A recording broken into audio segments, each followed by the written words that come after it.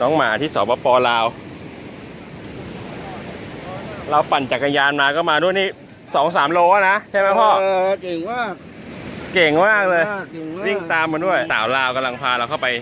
ชมน้ำตกพร้อมกับหมาดำหมาด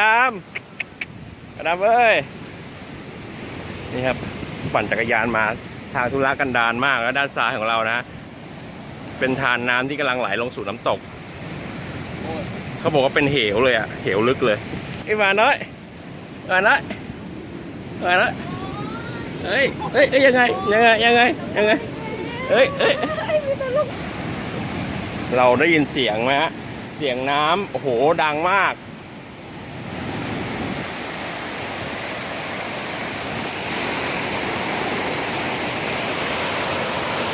ไป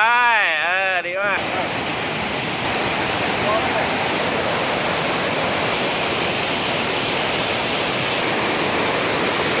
ตอนนี้กำลังข้ามสะพานแขวนไปเดินไปสบายดีฮะคือคล้ายหรออะไรคือกระโปกน้อยกับปลาโกนปลาโกนเป็นยังไงอ่ะปลากดเหรอเล่นนี่ทางไม่ใช่เล่นเลยเนี่ยเดินเข้ามาในป่าอีกระวังลื่นนะนี่ครับ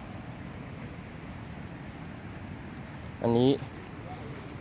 เหมือนเป็นเขื่อนเนอะเป็นทางน้ำนี่ครับกว่าเราจะเจอสิ่งสวยงามเราก็ต้อง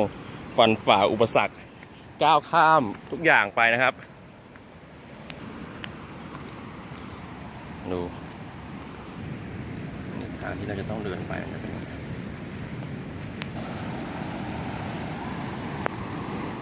นี่พี่เขาก็มาหาปลากันทางนี้มาเร็วลงน้ำดีมากน่ารักมากเลยดูดิไปแล้วไปนำไปเลยนำไปเลย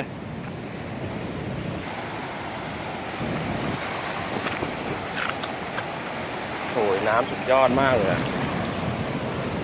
นี่สวยที่สุดของดีขนาดโลกแท้ลงน้ำไปแล้วเมื่อกี้นำไปเลยลงน้ำไป2 รอบแล้วน้ำท่วมไปเลย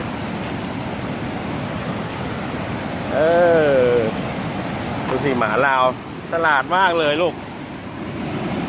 ฉลาดมากเลยมองกล้องก่อนดำมองกล้องก่อนลูกหันมามองกล้องก่อน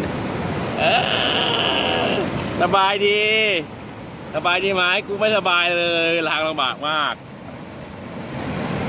นี่ครับพี่เขากำลังมาหาปลาโอ้โหน้ำสุดยอดมาก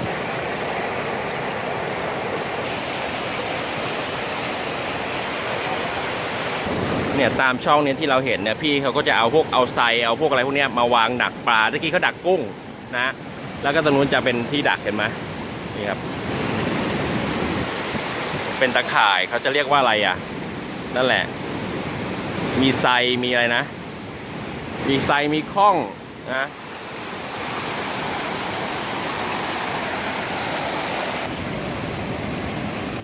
เดินไปฝั่งนู้นบ้างนำไปเลยไปนำหน้าไปเลยไปเดี๋ยวนำไปสินี่ครับโอ้โหลงไปสำรวจแล้วเป็นไงบ้างลงไปเลย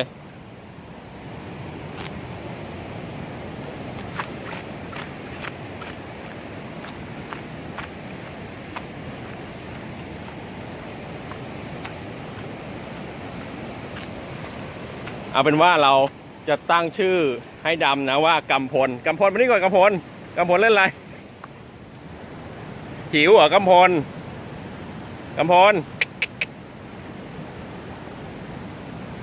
ตั้งชื่อให้ว่ากำพลนะเนี่ยหรือว่าที่กำพลนะ